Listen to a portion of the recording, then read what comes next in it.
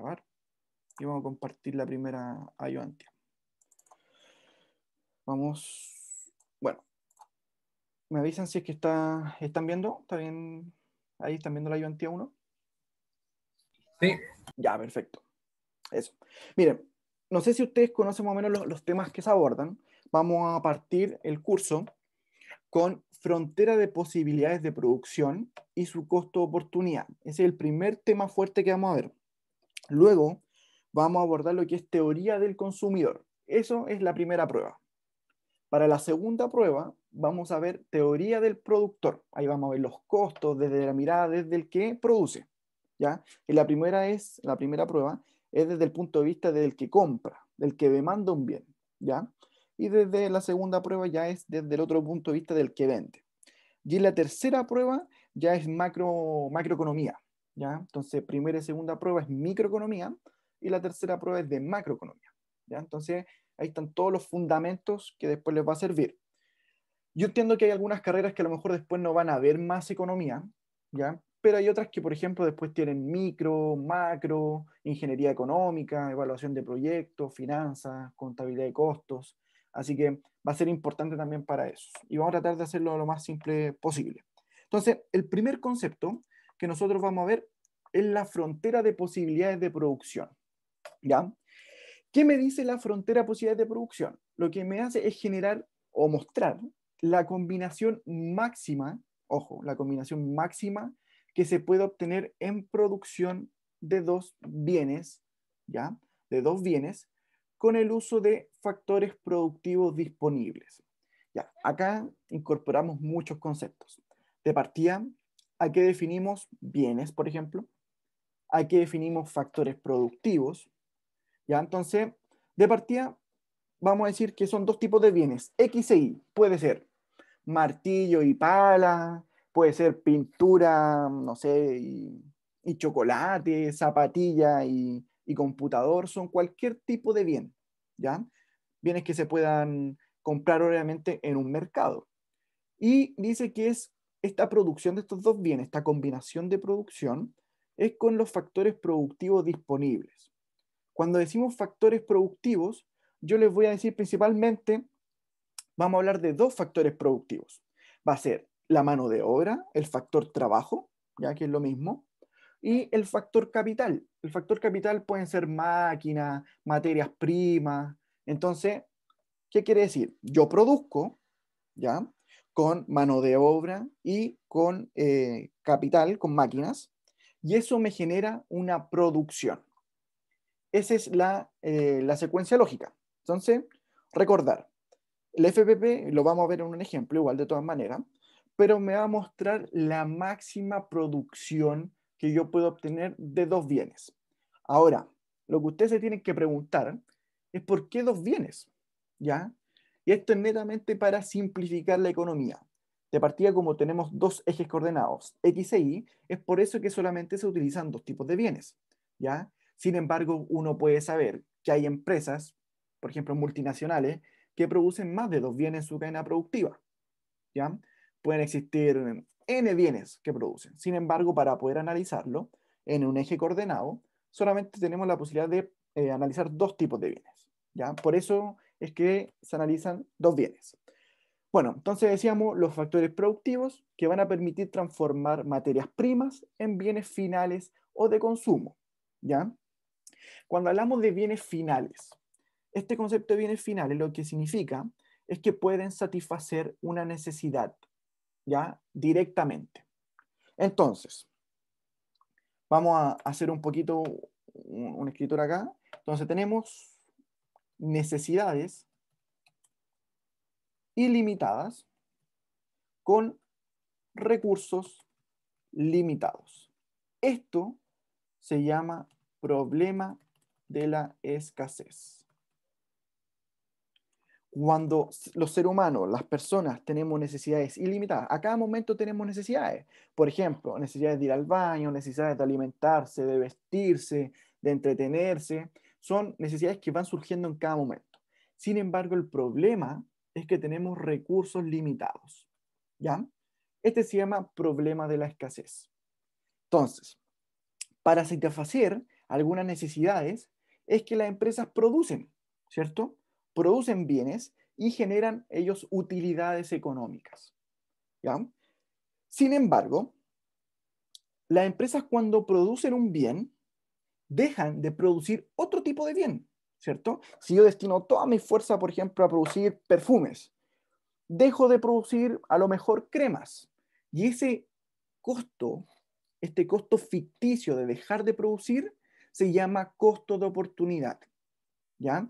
Entonces, cuando yo me decido por una cosa en vez de otra, eso es un costo ficticio, costo de oportunidad, ¿ya? Entonces, a nosotros en la cotidianidad nos pasa. Si yo, usted mismo ahora, quisieron venir a esta ayudantía, pero dejaron de hacer otra cosa. Entonces, a lo que renunciaron de dejar de hacer es el costo de oportunidad, ¿ya? Entonces, recordar, tenemos tres conceptos anidados. Tenemos la producción de las empresas que producen dos bienes, un bien u otro, o la combinación de ambas. Si yo dejo de producir un bien con respecto al otro, hablo de costo de oportunidad, ¿ya? Es lo que dejo de hacer. ¿Y cómo logro esta producción? A través de factores productivos, ¿ya? Esa es más o menos la noción que tienen que tener. Ahora vamos a ver ejemplos y ejercicios para que ustedes vayan complementando lo que hemos visto. Si hay alguna pregunta, chiquillos, de algún concepto o algo que no quedó muy claro, no duden ahora en preguntarme, ¿ya? Así que vamos a admitir a otra persona que está llegando. Si alguien tiene alguna consulta, vamos a ver aquí. Ya, perfecto. Gerson dice que bien. ¿Alguien más que le quedó algún, por ejemplo, no sé, un bien de consumo, un bien final, este costo implícito que es del costo oportunidad? Eh, por si acaso, me permite, si alguien está escribiendo, le comento que este semestre, bueno, hace un semestre yo saqué un libro para fundamentos de economía, que es de apuntes, de la materia y ejercicios del curso. Y este semestre lo actualicé, lo subí de todas maneras como archivo al grupo de Facebook. Este libro tiene todos los conceptos del curso, exactamente está modelado para el curso, y los ejercicios son de pruebas, eh, prácticamente son de prueba, hay ejercicios de alternativa, hay ejercicios de desarrollo, eh, hay ejercicios matemáticos, otros de comentar cosas, ¿ya? Entonces les recomiendo mucho la lectura del libro, le escribo al tiro del grupo. Estuve trabajando harto este verano para poder actualizarlo, que estuviera acorde al curso. Se llama, voy a escribir el nombre del grupo, Fundamentos de Economía. Y aquí hay una barrita en vertical USACH. Así se llama el curso, Fundamentos de Economía, una barrita USACH. Bueno, entonces les comento que ojalá que les pueda servir. Cualquier error o duda que tengan también del libro me pueden comunicar a mi correo también. Si es que hay algo que arreglar o alguna duda de algún paso. Entonces, eso es más o menos. Bueno, continuemos. Entonces tenemos los conceptos esenciales y tenemos algunos supuestos. A mí me gusta incorporar supuestos en esto, ¿ya? En el sentido de que nos basamos para poder llevar a cabo el modelo que estamos hablando. De partida dijimos que la economía se simplificaba y solo se considera que se producen dos bienes, ¿ya? Uno de los supuestos porque uno podría pensar, es decir, oye, pero una empresa puede producir más de dos bienes en conjunto, ¿cierto? En una cadena productiva tenemos distintas líneas. Ya, entonces aquí en la economía, statu quo, que es uno de los conceptos de dejamos todo lo demás constante, ya, o ceteris paribus. Después decimos que estamos asumiendo, como supuesto, que vamos a destinar todos los esfuerzos a la producción de un bien si es que se deja de producir otro bien. Recordar que en frontera de posibilidades de producción, o produzco todo de un bien o produzco todo del otro bien, ¿ya? Y existen combinaciones entre ambos. Entonces, por eso se dice que se destinan todos los esfuerzos de producción. Y por último, hay que asumir que estamos utilizando todos los factores productivos que están disponibles, ¿ya? Por lo que si yo varío la cantidad del factor productivo, va a generar un cambio, ¿ya? ¿Por qué? Si yo asumo que tengo 100 trabajadores y 100 máquinas, en base a eso uso los 100 trabajadores y las 100 máquinas. Sin embargo, si contrato a 20 personas más, esta curva, esta frontera de posibilidades de producción va a variar, ¿ya? Y es lo que vamos a mostrar con el ejemplo. Entonces recuerden, usamos todos los factores productivos que están disponibles. Entonces, ya que tenemos los supuestos, que es lo que veníamos hablando en los conceptos al inicio, tenemos el ejemplo. Ya, acá les presento la frontera de posibilidades de producción. Si se dan cuenta, es una curva decreciente y la pregunta es ¿por qué es una curva decreciente? Porque hay un costo de oportunidad, es decir, tengo que sacrificar de un bien para ganar en producción de otro bien. Recuerden ese análisis.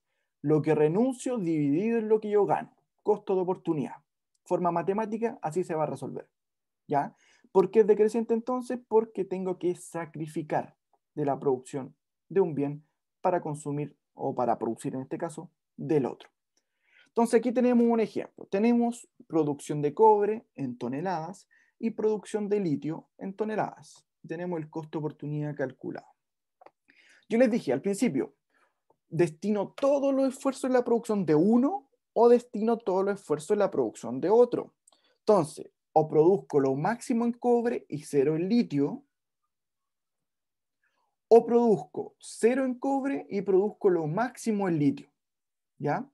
Estos dos siempre va a ser así en frontera de posibilidades de producción, porque es que yo destine el máximo esfuerzo a uno de los dos bienes. Se dan cuenta que es cobre y litio, pueden ser otros tipos de bienes. ¿Ya? Entonces, si se dan cuenta, fíjense, yo paso al siguiente nivel. Ahora yo produzco 900. ¿Cuánto renuncio o cuánto dejo de producir? 100 toneladas. Pero para litio gano en 85 toneladas. Después, si yo renuncio a 150 toneladas, ¿cuánto gano en litio? La diferencia, que es 95 toneladas. Y así, eso me está indicando cuánto el tira y afloja o el trade-off entre un bien y otro. Cuánto gano y cuánto renuncio. ¿Ya? Y por eso el costo de oportunidad, matemáticamente decíamos, que era lo que yo renuncio dividido en lo que yo gano. Entonces, en este caso, sería 100 dividido en 85. Y este valor, renuncio a 100 toneladas de cobre para ganar 85 toneladas de litio. Este valor me da 1,18. ¿Se dan cuenta? ¿Qué me está indicando esta relación? Fíjense que cuando el valor es mayor a 1, renuncio a una mayor cantidad de la que estoy ganando. ¿Ya? Hay que tener la noción, ojo, estoy renunciando a más de lo que yo estoy ganando. Por lo tanto, ustedes me dicen, ¿me conviene o no me conviene si estoy renunciando a más de lo que yo estoy ganando? ¿Qué me dicen ustedes? Si yo estoy renunciando a más, o sea, tengo que dejar de producir mucho más de lo que yo estoy ganando con producción del otro bien. No sale conveniente, exacto. No sale conveniente porque, obviamente, por matemática o por simplicidad de la vida, si yo estoy desperdiciando más de lo que voy a ganar, obviamente no me conviene. Pero sin embargo, exacto, el decir un menor a uno o desde uno o menor a uno me conviene, obviamente. Muy bien ahí, Gerson. Porque se dan cuenta, veamos este caso, 0,86, que es menor a 1. Entonces siempre yo veo con el de arriba, porque aquí estoy analizando estos cuatro datos, ¿ya? Con este dato de aquí. Entonces se dan cuenta, renuncio a 60 toneladas de cobre, pero estoy ganando 70 toneladas en litio. Entonces, el costo de oportunidad es menor a 1. O sea, a menor costo de oportunidad, mayor ventaja comparativa tengo con respecto al resto. Concepto importante, ventaja comparativa. Cuando yo hablo de ventaja comparativa, es decir, que tengo una mayor eficiencia en el bien que estoy produciendo. ¿Ya? Eso entonces, esta regla de decisión es general. ¿Ya? Está escrita de forma general. Ahora, ¿cómo podría variar esta regla? Si nosotros lo pensamos de esta manera, vean este mismo 0,86, dijimos que dejábamos de producir 60 toneladas de cobre y ganábamos 70 toneladas en litio. Dicen, ya, estoy perdiendo menos de lo que estoy ganando en una diferencia de 10 toneladas. Pero ¿qué pasa si el precio del cobre es mucho mayor que la del litio? Si el precio del cobre es mucho mayor que la del litio, esta regla, exacto, depende cuál te jamás, esta regla empieza a dudar. Sí, porque si por ejemplo el cobre vale 2 veces lo del litio, a lo mejor no me convenía dejar de producir las 60 toneladas de cobre y aumentar en 70 toneladas de litio. Así que ojo, esta regla de adición es general siempre y cuando, o hay que considerar, el precio que yo estoy vendiendo el producto. ¿Ya? Así que es muy importante que todo tiene su pero. Y una recomendación, cuando nosotros analicemos las sentencias o frases en las pruebas, siempre hay que ponerse en todos los casos. ¿Ya? Como recomendación también, ustedes van a tomar un comente y van a subrayar los conceptos económicos que le están hablando. Y base a esos conceptos económicos es que se responde.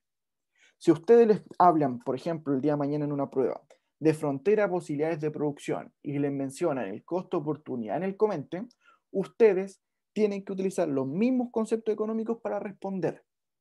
¿Ya?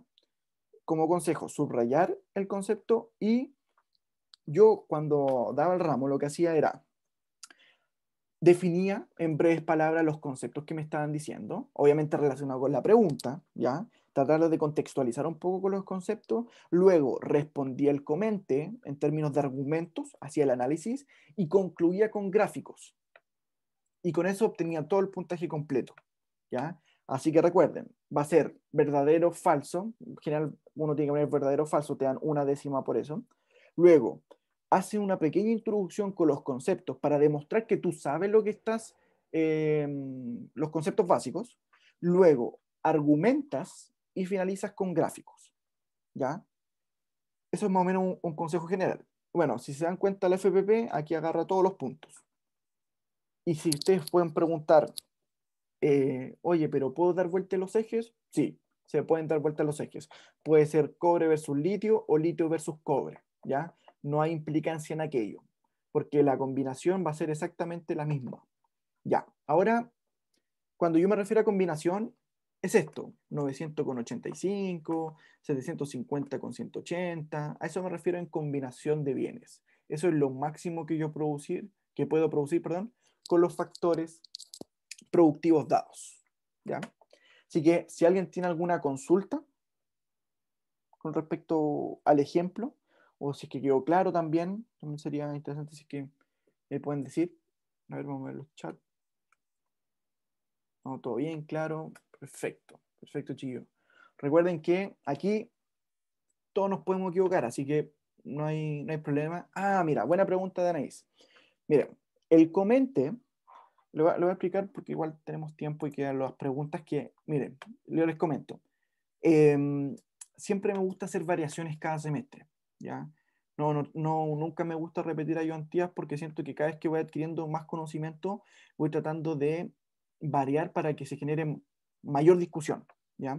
Entonces, van a tener tres tipos de preguntas en las pruebas, ¿ya? Van a tener las preguntas de alternativas, las típicas, que generalmente se hacen por virtual, ¿ya? La cual tienen una pregunta y tienen 5 alternativas. Van a tener problemas de comente, ¿ya? El segundo tipo de pregunta, que son una frase, un párrafo, y ustedes tienen que decir si es que están de acuerdo o no están de acuerdo, comentarla. Por eso se llaman comentes, ¿ya?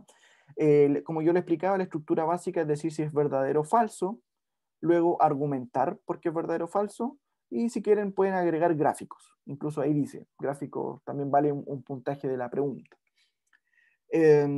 Y por último, van a tener también, pueden tener ejercicios de matemáticos, ejercicios de desarrollo, de cálculo, ¿ya? Así que va variando según el semestre. Generalmente se usaban todos los tipos de preguntas cuando era presencial. Ahora en virtual ha cambiado un poquito el sistema, pero pueden elegir cualquiera de los tres tipos de preguntas para usarla este semestre, ¿ya? Así que eso más o menos, ojalá que haya podido responder la pregunta de Anaís. Bueno, ahora entendimos este gráfico, ¿ya? Decreciente, costo-oportunidad lo calculamos, vimos qué significaba el mayor a 1, menor a 1, igual a 1. Nos dimos cuenta que puede ser la producción 1000 o 0, o puede ser 995 y 0. Ya recuerden que también puede ser los extremos. Pero voy a hacer las siguientes preguntas. Mira, este semestre redacté 5 tipos de preguntas. Creo que en la primera unidad son 5. Claro. Entonces, quiero que la leamos en conjunto. Cada uno piense, porque claramente estamos recién empezando con el curso. Es difícil poder responderla al tiro. Pero intuición, ¿ya? Solamente lo que ustedes crean. Si quieren me la pueden compartir, si no la pueden escribir. Pues la idea es que empecemos ya a pensar en términos económicos, ¿ya? Entonces, fíjense, la primera pregunta dice, si produzco 600 toneladas de cobre, ¿cuánto debería producir de litio según los recursos disponibles? Entonces, vamos a leerla de nuevo. Si produzco 600 toneladas de cobre, ¿cuánto debería producir de litio? Esa es la pregunta. Entonces, nos vamos al ejemplo. A ver si alguien... Depende, dice Gerson. Ya. A ver. Fíjense. Dice 600 de cobre. Si se dan cuenta, acá no tenemos ningún 600. ¿Cierto? O sea, no podría saber cuánto voy a producir de litio. Esa es la pregunta, ¿cierto? Dice, si produzco 600 toneladas de cobre, ¿cuánto debería producir de litio? Y se dan cuenta que esta relación no aparece. Entonces, ¿qué herramientas ustedes han visto que se podría estimar con 600 toneladas de cobre cuánto debería producir de litio? Si conocen alguna herramienta, algún cálculo, son cálculos conocidos en general. eh, el CP, ¿ya? ¿Cuál es ese, Jason? Ah, el costo de oportunidad. Ya, ya, perfecto. No, no importa. Ya está bien, costo de oportunidad. El SEO ahí sí, ahí sí. Ya, el costo de oportunidad, pero ojo, mira, el costo de oportunidad, si se dan cuenta, no hay una tendencia, ¿ya? Así como para saber en 600 cuánto podría ser. Fíjate, 1,18, 1,58, aquí aumenta, acá disminuye, aquí vuelve a aumentar, aquí disminuye, después aumenta, ¿ya? Entonces el costo de oportunidad, regla de 3, por ejemplo, alguien decía ahí, me escribe por Zoom, ya, ya, esa es la primera. ¿Cuál es el problema de la regla de 3? Que yo creo que va por ese camino, es que, ¿dónde hago la regla de 3? La puedo hacer con estos datos o la puedo hacer con estos datos, ¿ya? Entonces podría ser que los datos no sean proporcionales. Entonces, al no ser proporcionales, si fueran proporcional, regla de 3 seguro. Sí. Entonces, ya uno hablan de límite, pero mira, hay una herramienta, no sé si la conocen, que se llama interpolación lineal. No sé si la han visto en algún curso. Ya, miren, ni suena, ya, perfecto. Ya, interpolación lineal es una ecuación. Me voy a mostrar aquí. Vamos a hacer aparecer la magia. Ya, miren, la interpolación lineal lo que me hace es tomar dos pares de datos. O sea, me toma los datos de abajo del número, del 600, y los datos arriba del número que estoy buscando. ¿Ya? Entonces, lo que me está diciendo de otra manera es que yo estoy usando, exacto, como un intervalo, tal cual. Entonces, yo estoy usando estos datos, ahí rayarlo, y estos datos. Y me estoy buscando un dato entre medio. Entonces, la interpolación lineal es como usar una proporción. Por ejemplo, el 600 está más cercano al 620. Por lo tanto, la producción de litio va a estar más cercano al 250 que al 340. ¿Ya? Esa es la interpolación lineal. Entonces, es una fórmula. Yo les voy a subir el Excel, por si acaso, para que vean la fórmula, pero para que entiendan más o menos que se pueden usar otras herramientas en economía. Entonces, calculándolo, ahí está la fórmula, por si acaso, me da 261, que es coherente, porque me están preguntando por 600 toneladas y el dato de arriba era 620, así que lo más cercano es que estuviera más cercano a 250 que a 340, ¿ya? Entonces, veamos esto de aquí. El 600 estaría entre medio de estos dos datos y estaría más cercano a 250, por eso es 261, ¿ya? Pero es para que entiendan que existen otras herramientas en la cual pueden ayudarse para calcular lo que es economía. Esto es netamente más matemático. Ahora viene lo económico, el análisis económico, ¿ya? Fíjense, pregunta 2. Dice, si el precio del cobre es de $1 por tonelada, mientras que el del litio es de 1,02 litros por... perdón, dice... Ya, buena pregunta. Antes de que continuemos con esa pregunta, es que o sea, con la pregunta del Excel. Me hace la siguiente duda. Dice que si en una prueba pueden hacer alguna cosa así que no se haya visto en clase. Miren, en general, no debería ocurrir de que herramientas que no se hayan visto en clase se utilicen, ¿ya? En general. Pero sí podría ocurrir que de repente entren conceptos que a lo mejor se ven más adelante y que no lo hayan visto. Pasó el semestre antepasado, si es que no me equivoco, en la cual en la primera prueba preguntaron calcular el excedente del consumidor, ¿ya? Eso todavía no lo vemos en materia de la segunda prueba, pero lo preguntaron en la primera prueba, ¿ya? Así que por eso yo prefiero cuando paso la materia pasarle un poquito más eh, conectando conceptos para que vaya, por si les llega a aparecer o cualquier cosa, esté preparado, ¿ya? Así que eso. Bueno, el precio del cobre dice si fuera de $1 por tonelada, mientras que el de litio fuera de 1,02 dólares por tonelada. Entonces, ¿en qué punto de producción conviene producir según los precios de mercado? ¿Ya? Así que dice, si esto vale $1, el precio de venta, y el precio del litio es de 1,02, ¿en qué punto de producción conviene producir? Entonces, nos vamos al ejemplo, y aquí están las distintas opciones. ¿Qué punto conviene producir? El punto 1000,0, 900,85. Ya alguien dice donde todo se va a litio. Claro, ahí yo lo que les recomiendo es lo siguiente. Claro, me imagino que esa era la respuesta. ¿Y cómo se calcula eso? Sí, exactamente la respuesta es cuando se va todo a litio. Pero ¿cómo lo hacen ustedes? Fíjense, multiplican la producción por su precio más la producción de litio por su precio. Y el que tenga mayor nivel de ingresos es el punto de producción que a ustedes les conviene producir. Obviamente el que genera más ingresos económicos. ¿Ya? Recordar que el precio siempre está en unidades monetarias dividido en unidades físicas, ¿ya? Porque al multiplicarlo por la producción que está en unidades físicas, va a quedar los ingresos solamente en cantidades monetarias. Lo digo porque a veces descuentan por las unidades que utilizan, ¿ya? Y generalmente para los ejercicios utilizan la abreviación UM, que significa unidades monetarias, ¿ya? Puede ser cualquiera, dólar, peso, libra, cualquier tipo de unidad monetaria, ¿ya? Entonces, fíjense, acá el máximo ingreso se daba cuando producía 995 toneladas de litio y 0 de cobre, ¿ya?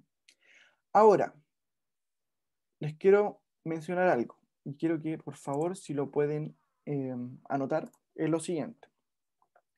Con los factores productivos disponibles, todos los puntos que están por sobre la recta o la curva decreciente son los puntos eficientes de producción. ¿Ya? Ojo, puntos eficientes. ¿Ya? Para que lo anoten, los que están sobre la curva. En cambio, vamos a poner Vamos a escribir un poquito. En cambio, si yo tengo un punto acá, aquí afuera, punto A, este punto de producción que me genera un nivel de producción en Y y un nivel de producción en X, es un punto inalcanzable de producción dado mi recurso o dado mis factores productivos disponibles. ¿Ya? Si alguien tiene dudas de eso, me lo puede consultar. Exacto, inalcanzable como decía Jorge, tal cual. Entonces, recordar, este punto A es inalcanzable con mis factores productivos, o sea, con mi mano de obra, con mis máquinas, pero si yo, por ejemplo, tengo un punto, no sé, a ver, si yo tengo un punto dentro de la curva, cualquier punto dentro de la curva, sin tocar la curva, obviamente, ahí yo tengo un punto ineficiente de producción.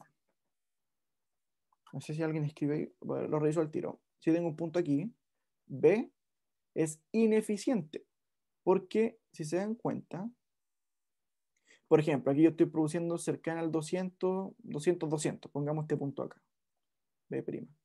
Este punto es 200, 200. Con 200 de, no sé, del bien Y, podría estar produciendo cercano a los 700 en el bien X. Por lo tanto, cualquier punto dentro de la curva, sin tocar la curva, se llama puntos o combinación ineficiente de producción. Cualquier punto por sobre la curva, sin tocar la curva, se llama punto inalcanzable de producción. ¿Ya? Y las combinaciones que tenemos acá, 1000 con 0, 900 con 85, 750 y 180, que son los de la curva, es el punto eficiente de producción dado mis recursos, mis factores productivos disponibles. ¿Ya? Así que si alguien tiene una duda con respecto a eso, me avisa y lo aclaramos. Pero eso es en términos generales. Vamos a revisar el chat ahora. Ineficiente, exacto. Y ya, una pregunta. ¿En la realidad qué puntos se dan más? Me hace su compañera. Miren, en lo general, una empresa optimizando sus cadenas productivas están muy cercanos, actualmente con la tecnología de hoy en día, están muy cercanos en la curva, ¿ya? Muy cercanos porque hay factores que son variables. ¿Qué factor sería variable? El factor trabajo. Si yo tengo 100 trabajadores, ¿ya? Y el día de mañana, por temas, por ejemplo, COVID, tema contingente, se tienen que despedir a 20 trabajadores, estos niveles de producción van cambiando, ¿ya? Incluso, muy buena pregunta a su compañera, porque, vamos a hacer un ejemplo. Si yo tengo, supongamos que viene el efecto COVID, esta frontera de posibilidades de producción va a generar que se desplace hacia la izquierda. Lo vamos a ver en un ejemplo, en una pregunta más adelante, pero por temas que reduzcan producción, desplazamiento hacia la izquierda. En cambio, fenómenos que expandan la producción, por ejemplo, subsidio a la contratación. El gobierno pone un subsidio a las empresas para que contraten más gente. Esto genera un desplazamiento positivo de la curva de frontera de posibilidades de producción. ¿Ya? Vamos a revisar el chat. A ver, dicen. Lo que pasa es que, claro, las preguntas están por interno, por eso no. Oye, pensé que sacar el lápiz. Ahí sí. Cuando digo pregunta y no hay pregunta en el chat es porque son por interno, por privado. Entonces, ojo, desplazamientos positivos y negativos de la curva. Incluso, si nosotros ahora, déjenme borrar esto. Vemos la siguiente pregunta.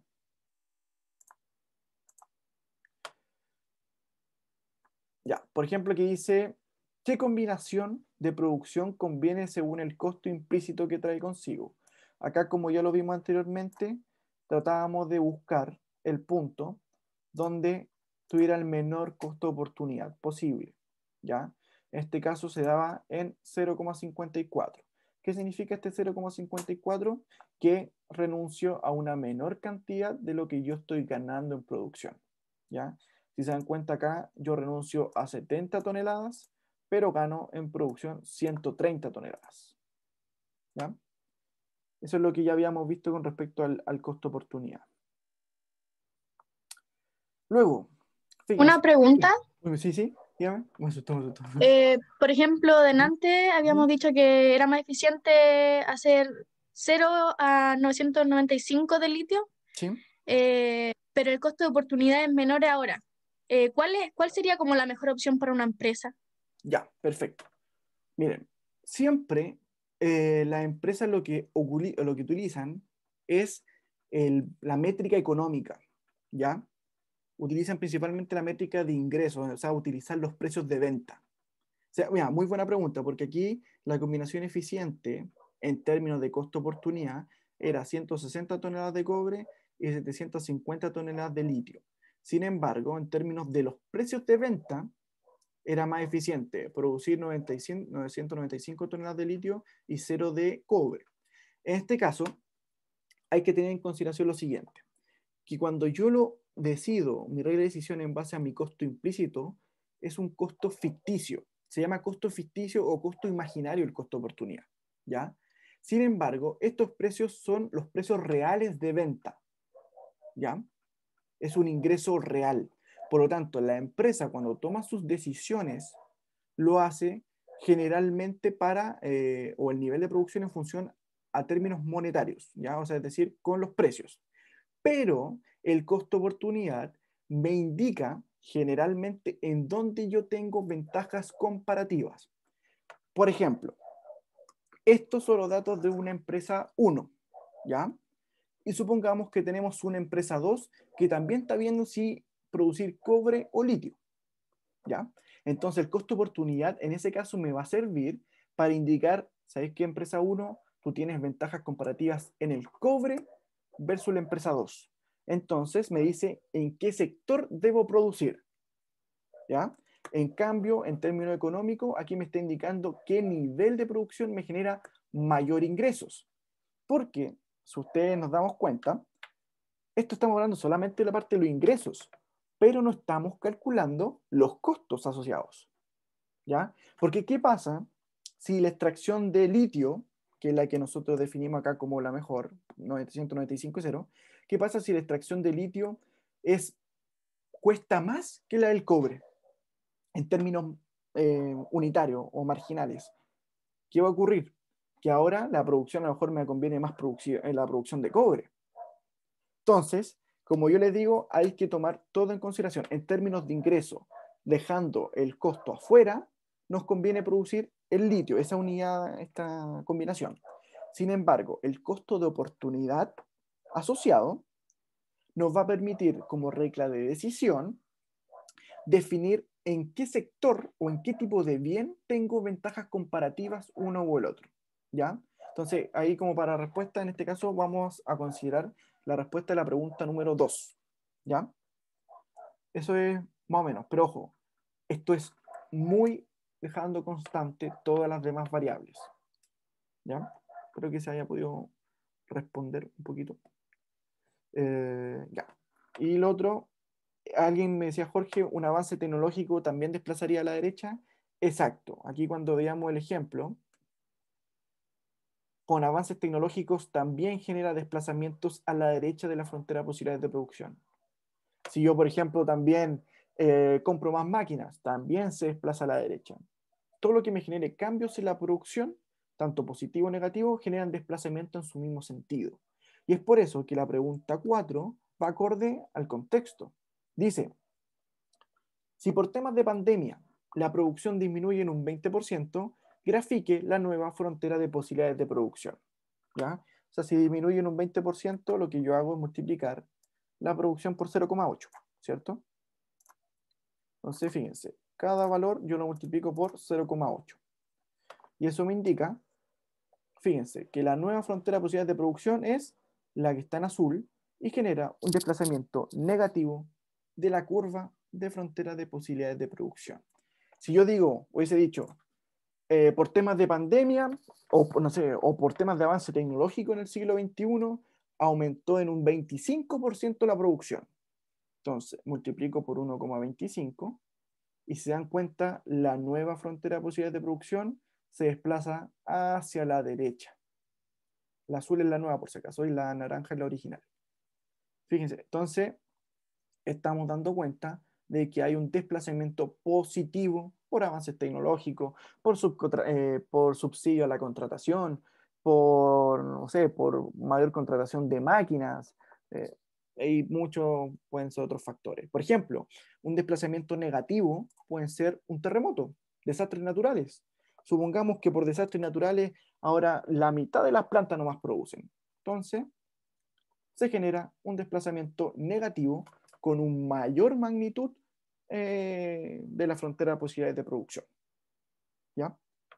Así que espero que se haya entendido lo de los desplazamientos y los factores que la causan. ¿Ya? Ahí no sé si hay alguna duda con respecto a los desplazamientos. Creo que se entiende que, si se dan cuenta, desplaza prácticamente paralelo a las curvas. ¿De qué forma no se desplazarían de forma paralela y cambiar un poco la pendiente? Es cuando yo solamente cambiara uno de los dos ejes, ¿ya? Cambiara, por ejemplo, solamente la producción de cobre y no de litio, ¿ya? Ahí se podría generar solamente cambios de pendiente más que desplazamientos paralelos, como lo estamos mostrando acá. Y por último, por si quedó claro, la última pregunta dice, si tengo el punto de producción 400,400, ¿qué puedo concluir antes y post pandemia? Acuérdense que el dato de aquí era 0,8. Entonces, esos eran los datos. Fíjense, dice que si tengo el punto 400,400, ¿qué puedo concluir antes y post pandemia? Esto es post pandemia. Y aquí arriba está el antes de pandemia. Aquí tenemos las dos tablitas. Antes de pandemia y post pandemia. Si lo graficamos, ambas curvas, queda la siguiente. Aquí azul está la post pandemia y la naranja antes de la pandemia. Si se dan cuenta, ese 400, hago zoom, está por debajo de la curva, no está tocando la curva, por si acaso no está tocando, es un punto más abajo de la curva, naranja. Entonces, ¿qué me está diciendo? Ya que hemos visto este punto, ¿qué dirían ustedes? ¿Cuál sería la conclusión antes y post pandemia? Exacto, para, para la FPV original, antes de la pandemia, ese punto es ineficiente, pero llegó la pandemia y ese punto es,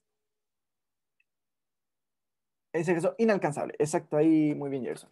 Ese punto sería inalcanzable. Está por fuera de la recta azul y la naranja está por dentro de la curva de la FP en este caso, antes de la pandemia. Por lo tanto, las conclusiones serían las siguientes, como decía bien su compañero.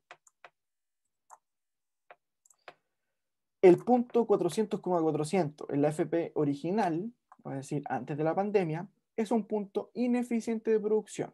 En cambio, en la FPP nueva post pandemia, es un punto inalcanzable con los recursos disponibles.